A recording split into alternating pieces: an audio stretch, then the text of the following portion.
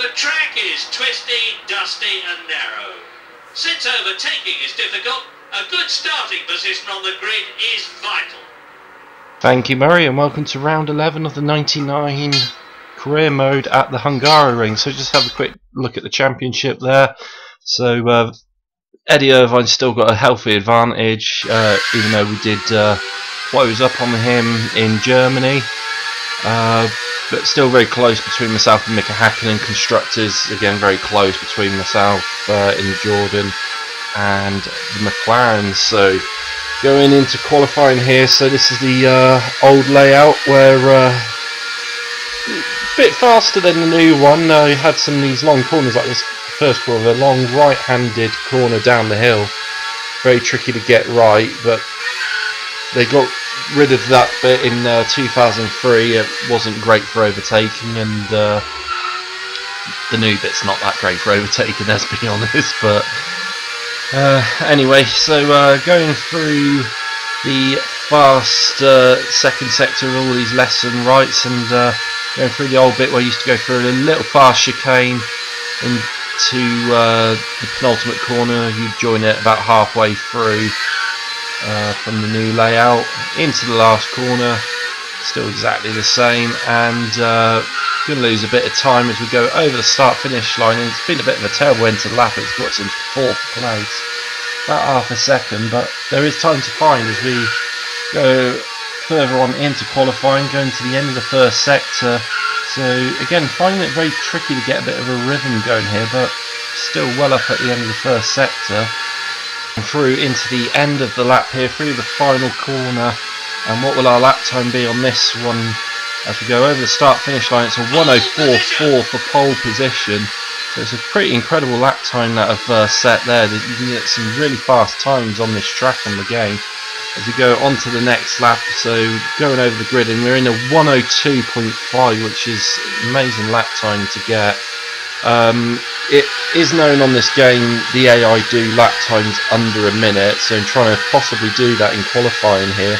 It has happened once in real life, which was the 1974 French Grand Prix, I believe, where Niki Lauda set the pole time at 58 seconds, but as I record this voiceover, unfortunately we had the very sad news about Niki Lauda. So we'll go to the end of the qualifying, and we'll go to Murray Walker and the grid. Pole position, Mike's Harold French. Eddie Irvine is alongside on row 1. Sitting in the grid 3rd slot, Rubens Barrichello. In 4th, Jacques Villeneuve. 5th place for Mika Hakkinen. Luca Badoer takes 6th place. 7th place for David Coulthard. In 8th, Ralph Schumacher. Johnny Herbert is 9th. Damon Hill will start 10th. 11th is Jean Alesi. 12th place for Ricardo Zonta. In 13th place, Jarno Trulli. 14th place is Marc Genet. Teranosuke Takagi starts in 15th. Giancarlo Fisichella will start 16th. Mika Saba is 17th. Pedro Diniz, 18th. Pedro de la Rosa starting 19th. Olivier Panis starts 20th. 21st is going to be Alexander Wurz. And starting right at the back will be Alessandro Zanardi. What on earth is Luca Badoer doing in 6th place on the grid? I don't know how on earth that one's happened, but we're pulling up into our pole position slot, and we're going to go over to Murray Walker and the red lights. 2, 3, 4, 5, and go! So Eddie Irvine gets an absolute rocket of a start there. He takes an easy lead, but in terms of pulling away from the rest of the grid, I actually got a good start for once. Just Eddie Irvine got an absolute banger of a start. So we go through turn 1 and into turn 2, into turn 3. Unbelievably, this corner wasn't flat in real life at the time. Let's go up towards turn 4. Got to get that line right. It's one line through there. If we have a look into turn 5, but Irvine has chopped across us to keep the lead as we go towards the chicane. We'll be able to take lead into the chicane, making a bit of contact there, but no harm done as we go through the far sector 2 corners, and we'll be able to have a look. We'll go left and right here. We'll be able to get up the inside. Yes, we have at the end of the second sector into sector 3 through the far chicane. We are in the lead. Go into the penultimate corner just before the pit lane, and we'll go onto the pit straight, and we'll see who is the top 6, possibly a few more, depends on how quickly the top half of the field get through. So it'll be myself from Eddie Irvine. I think Rubens Barrichello would be in third as we start lap number 2. Yep, he's in third. Hakkinen, Villeneuve and Coulthard complete top 6. Ralph Schumacher, Hill, Alesi and Luca Badoa in the top 10. Will we get a Minardi in the points today? That would be unbelievable if that one happens. As we continue on to lap number 3 here, so we can see Eddie Irvine already setting a 1:03.6. So the pace of this Grand Prix was to be absolutely incredible between myself and Eddie Irvine. As Mika Hakkinen is our first retirement at the end of lap 2. We go towards the end of the lap, make a bit of a mess of that corner. The race wide open. The safety car will give them time to clear up the track and restart the race. So we're going to have a safety car because Mika Hakkinen has broke down between the penultimate and the final corner. He wasn't quite able to make it into the pit lane, so safety car is going to come out to recover him. So might as well just quickly recap how it is at the end of lap 4. So myself, Irvine, Barrichello, Schumacher behind Coulthard. I missed who was in 6th, but there we go. Villeneuve is 6th. Hill was in 7th, followed by Alesi and Salo. And I believe Luca Badoa was actually in 10th. He didn't quite come up on the timing screen there, so really want that Minardi to get in the points today. We go to the end of the lap, the safety car's coming in, holding up the grid, and just getting ready to launch it. There we go, so we're back underway. I think might have got a bit of a jump on Eddie Irvine, but the race between myself and Eddie Irvine, the pace was so insane. We just pulled away from the front so quickly throughout this race. I'm going for a 2-stop, Eddie Irvine's going for a 1-stop.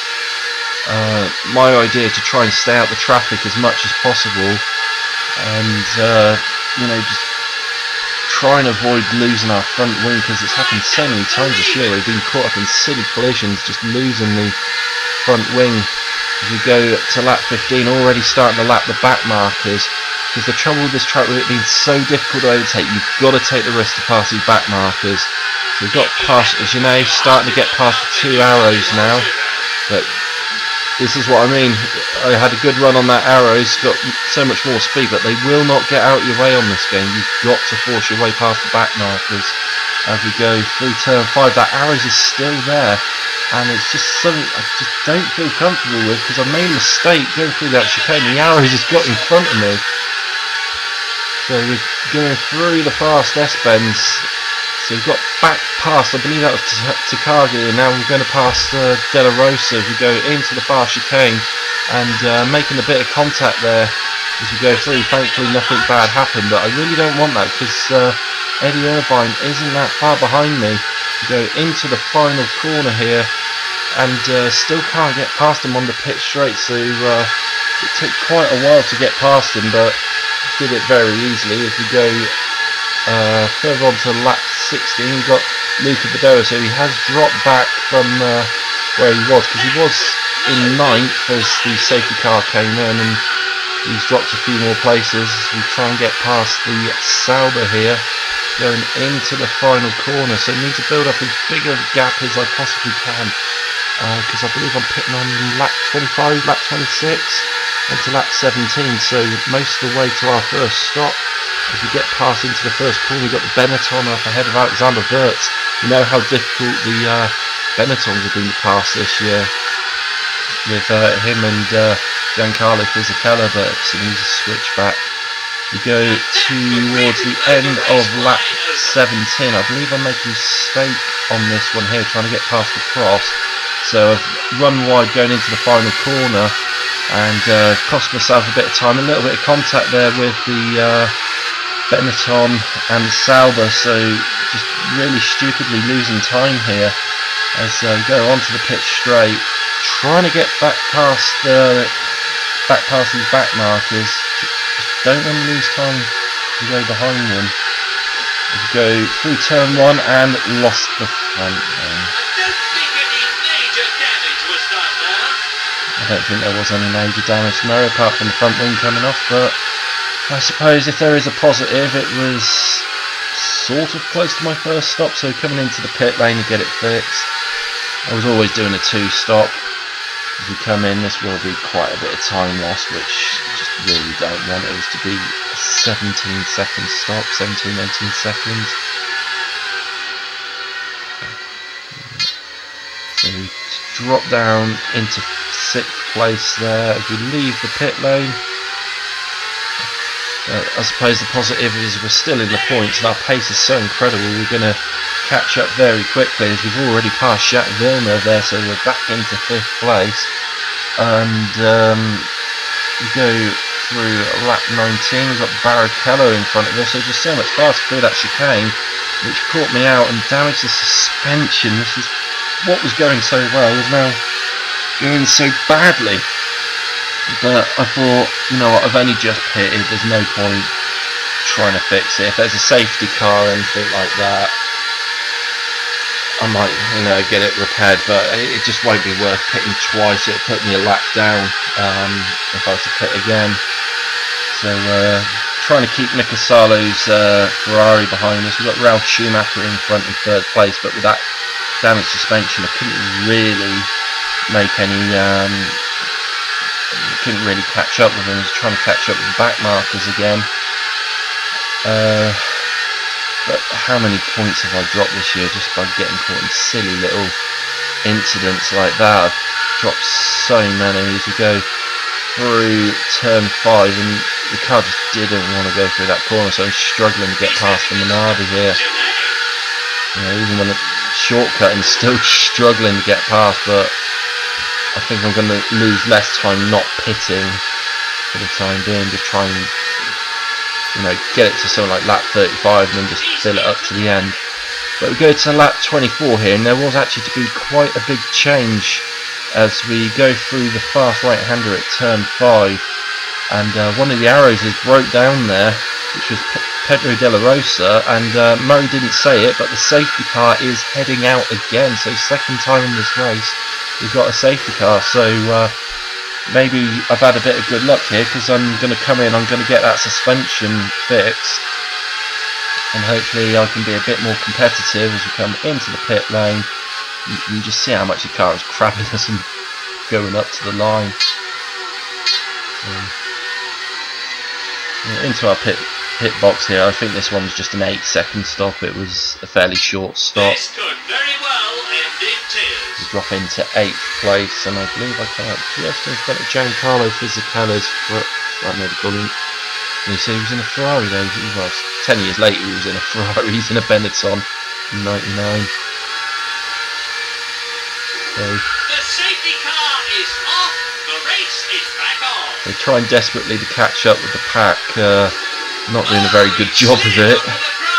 We're still about the final sector behind the leaders, so we'll go on to lap 31 here, so catching up with the traffic. Is there any cars that I might be able to get to position in here?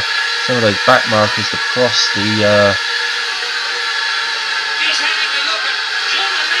the Prost and Sauber, that's Jean Lacey. Jean Lacey is for position, but that was about as close as I was able to get to him. His pit stop was to come in a few laps time, so I was able to get in front of him eventually. But behind me I've got Fisichella, and he caught up very quickly, and we had a nice little scrap in a few laps time. As you see, David Coulthard set a 1:02, so crazy lap times being set by the AI here. No wonder why I'm struggling to keep up as we go to lap 39. So there is Giancarlo Fisichella. We've got a Prost behind us that is a lap down, But as we go through turn 3 here, that Prost will actually have a go at me as we go towards turn 4. And I was just like, do I chop across? Do I stay behind? I really didn't know what to do, and I ended up going off the track instead. So, well, at least the Prost is out of the way. We've got just Giancarlo Fisichella behind me. Go through the penultimate corner, and Giancarlo Fisichella thankfully doesn't overtake me, but it's not really the nicest feeling when you've got a car coming up that quick behind.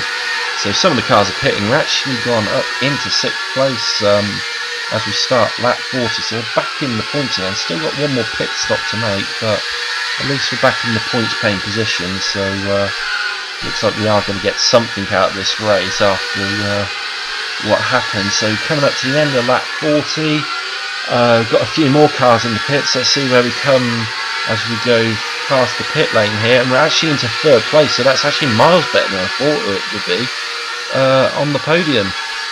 So we've got Ruben Barrichello still in front of me, yet to pit, and Eddie Irvine. But Eddie Irvine's pace was just so incredible in this race.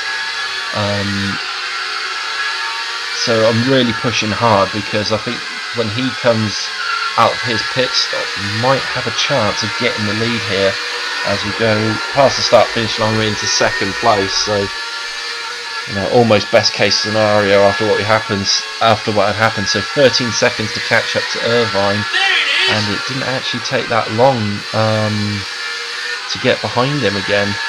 So I'll skip a bit here to lap 47. So Eddie Irvine got caught in the back markers, so I got caught up with him very quickly. So we go through the fast chicane, as you can see there, just 1 second behind on the timing screen, and getting past the BAR and the Minardi, and we have actually taken the lead. We've made a bit of contact with the pit wall there, but we're back in the lead of the Grand Prix. So Eddie Irvine was really badly held up, but I think that woke him up, because that was too easy of a pass, and he's now right beside me as we go towards turn number 2, but we had the inside line able to stay in front. But after I passed Eddie Irvine, he really put the pace back on again as we go to the end of the lap, and I'm going to make a bit of a mistake going through the penultimate corner towards the pit lane. So go through the corner, run a little bit wide.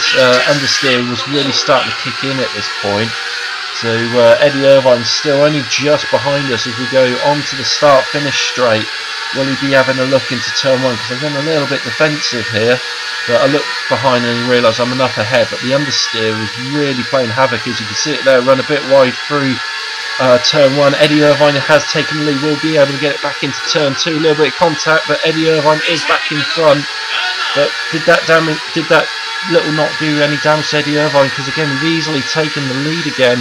We go into turn 4. We're going to go through turn 5 here. Eddie Irvine will still stay close behind us. Run a little bit wide. He's going to have a little run into the chicane, I think.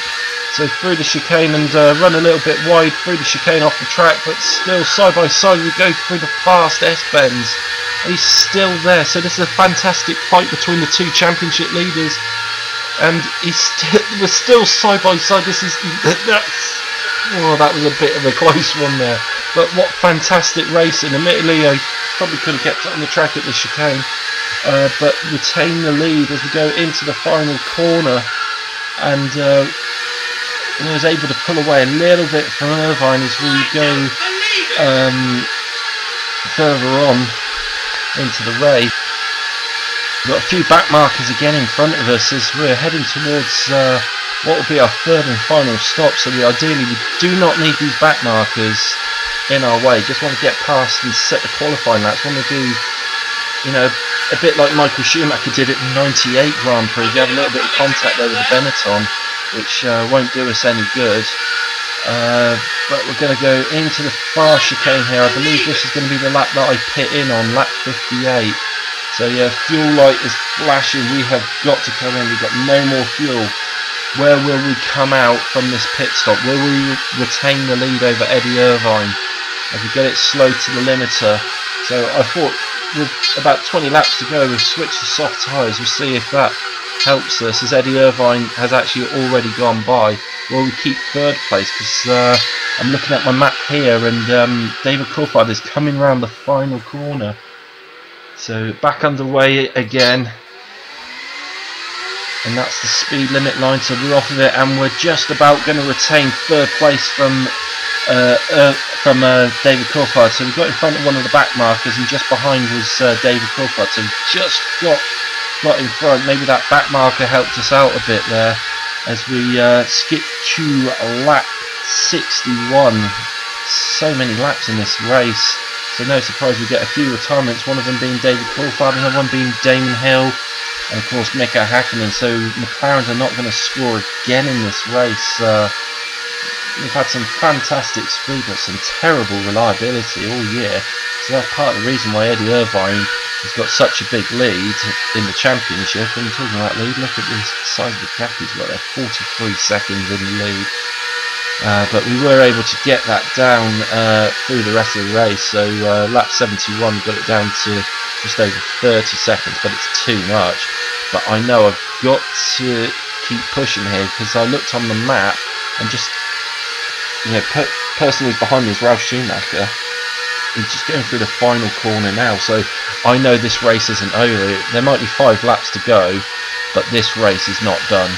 We go to lap 76, and Ralf Schumacher has caught up with me. He was really fast in this last part of the race, but there's one more lap to go. So can I hold on to second place? Because I don't actually think I've had a second place all year. I did finish second in San Marino, but I had the penalty, and there's Ralf Schumacher there. You see his nose popping up on the screen. We'll be able to keep this position as he's right on our gearbox as we go towards turn 1. And a little bit of late braking, a little bit of contact, and I don't know what I was doing here. I must have had a few drinks or something, because that was the worst defending I've ever seen, as Ralf Schumacher takes second place from myself on the last lap. So 2 more points are going to be dropped as Eddie Irvine takes the win. So his win tally this year has been absolutely incredible for Ferrari. He's just been running away with the championship. Can I catch up with Ralf Schumacher? Can I get that second place back on the final lap? Not really a lot of overtaking opportunities. He's quite far in front as we go into the final sector, and he's about 2-3 seconds up. So Ralf Schumacher's going to take second place. I will surely take third place. Don't want to break down on the last lap. Did happen to Rubens Barrichello in the 94 Grand Prix for Jordan, but we have actually got over the line, so we're going to take third place. A bit of a shame to lose second on the last lap, but it was terrible defending. Talking about Barrichello, he finishes 4th, Salo will finish 5th, and Alesi grabs another point for Sauber in 6th. So there's your full race result. As we now move on to the championship standings. So Eddie Irvine with that win increases his lead to 15 points. So not the highest lead he's had all season, but with only a few more rounds left to go, that could be just putting it out of reach now. So he's sort of got one hand on the trophy almost. So I was in second, so I'm on 52, which I suppose it put me a little bit safe from Mika Häkkinen. Michael Schumacher was 4th with 28. Coulthard is on 27. So was that like 3 or 4 races now? Michael Schumacher hasn't raced, and he's still in front of David Coulthard. Ralf Schumacher goes to 18 points, so he jumps Rubens Barrichello in the championship. 18 to 17. Damon Hill has 13, and if he was reliable, where would he be in the championship? I think it'd probably be challenging Coulthard. Salo's got 7, so he's jumped ahead of Villeneuve. Alesi adds an extra point, so he gets a bit further away from Herbert and Fisichella, and Zanardi and Zonta complete the drivers' standing. Over to the constructors. So Ferrari are on 99 points now, so not quite the century, but getting pretty close to it. McLaren have 68. Jordan have catched up. We're on 65. Fantastic little scrap for 4th place, because Williams and Stewart are level, both on 19, getting a bit further away from BIR, who have 10 in 6th, and Sauber get a bit further away from Benetton. They're up to 4 points with Benetton on 2. So next race is Spa, so that is a really strong race for McLaren, I would think, going into it. Engine power, downforce, low drag and good downforce. That sounds like a McLaren type of track to me. But with the way Eddie Irvine's been going this championship, you do not know what's going to happen. So going to be at Spa, a bit of a so-so race. I think I'll be happy with a podium on that one. I don't see myself winning it, but I'll be happy with a podium. And then we've got Italy, the European Grand Prix, and then I think it's Malaysia and Japan. So I think we've got 5 more rounds after this, so getting really close to the end of the championship. But if you want to see what happens at the end, hit subscribe, hit the bell, leave a like on the video, and we'll see you all next time.